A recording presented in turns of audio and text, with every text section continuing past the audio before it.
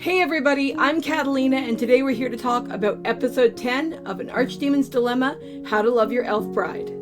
I think what I really loved about this episode is that through its actions and through the things that happen to various characters, we get a very strong message of the idea that vengeance is generally never worth it, and that the connections that you have with people and the things that you are doing right now in your life are generally so much more worthwhile.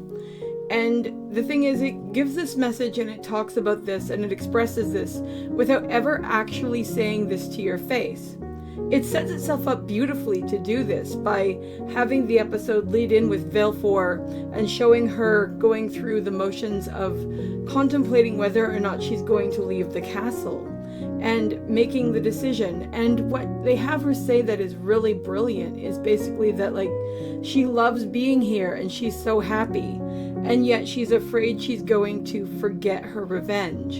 And I think that the truth of the matter is more so that as a child she probably fears that she's going to forget her actual father, and I could understand that feeling wrong to her, and there's no need for her to actually forget him.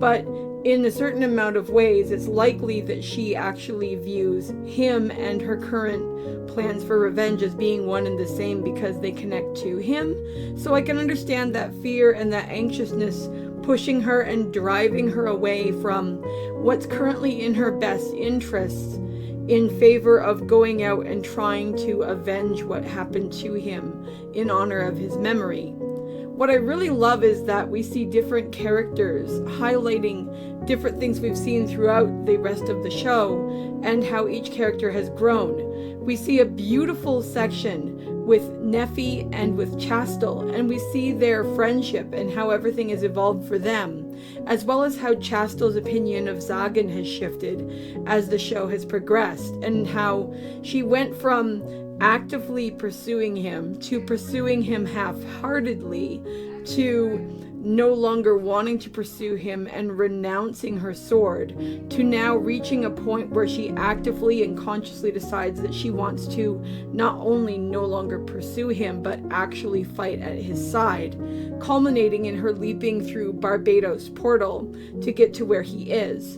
And what I thought was really cool about this particular section is that we actually see Neffy supporting Chastille in finding and reaching this decision, not through any pressure or anything from Neffy that was negative, but rather just from Neffy's sheer kindness and gentleness, willingness to listen and support, hugging Chastille and comforting her as she weeps. While at the same time we see tremendous growth in Neffy, because Neffy isn't going through the portal not because Zagan told her to wait and she's just going to obey him, but because Neffy is literally waiting for Zagan and for Valefor to come home, and she has faith and confidence in them and in the fact that they will succeed in doing this. And that is her belief, not his order. And I think that that is a really important distinction.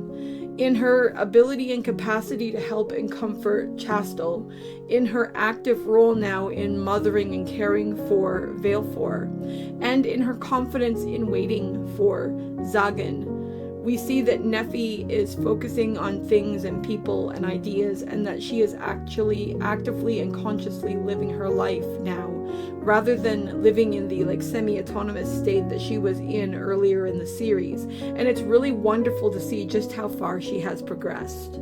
I also thought the whole situation with Barbados utilizing the portal and everything was really cute.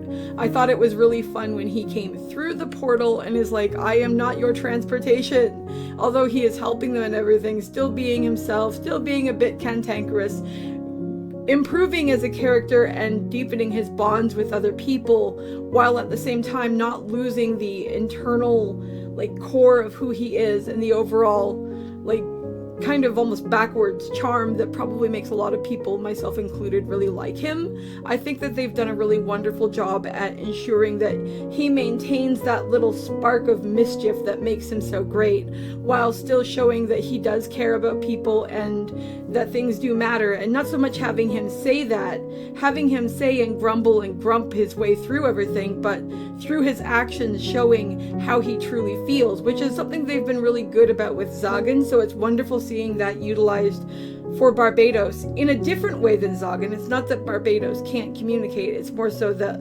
he says one thing and does another thing, not by accident like Zagan would, but by just the virtue of who he is as a person.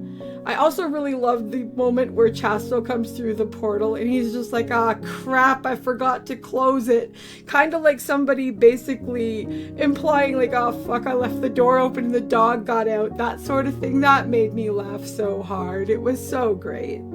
And lastly, of course, we need to talk about Raphael, who definitely seems to be a man of mystery and who definitely went through some leaps in this episode where I was like, wait a second, what? Like, he was going as far as I could tell for Valefor, and then of course Zagan got in between them.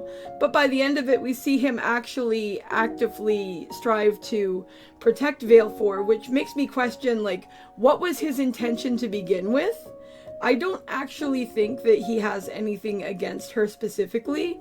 I do think there is definitely some kind of connection between him and Valefor's birth father, but I don't think that it's anything that we know as of now, and I hope that the start of the next episode and the fact that Zagan has him cornered and is essentially questioning him after everything that happened is going to lead to us understanding something more of what actually happened, and hopefully that will also bring some peace and comfort to Valefor, because I can only imagine how traumatized she must be with everything that's happened to her and everything. I really do feel for her. I mean, whether she's 8 or 80, she's still a little girl, and this was still her seeing her dead father, and that cannot have been easy. But overall, I thought this was a fantastic episode. I really enjoyed everything. There were some incredibly funny moments. There were some incredibly heartfelt moments.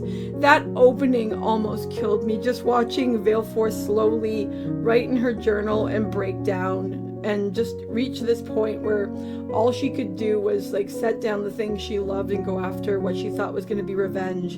To see that happen to anyone is difficult enough, but seeing that experience through the eyes of a child and depicted through the like drawings and journaling of a child was exceedingly difficult. But I think it did make for a worthwhile aspect to the story, and I think that it was really well placed, so I'm certainly not criticizing it, I'm just expressing how it made me feel. Anyway, I'd love to know what you guys thought of this episode, so feel free to drop a comment below, and I'll see you in the next video. Talk to you later. Bye!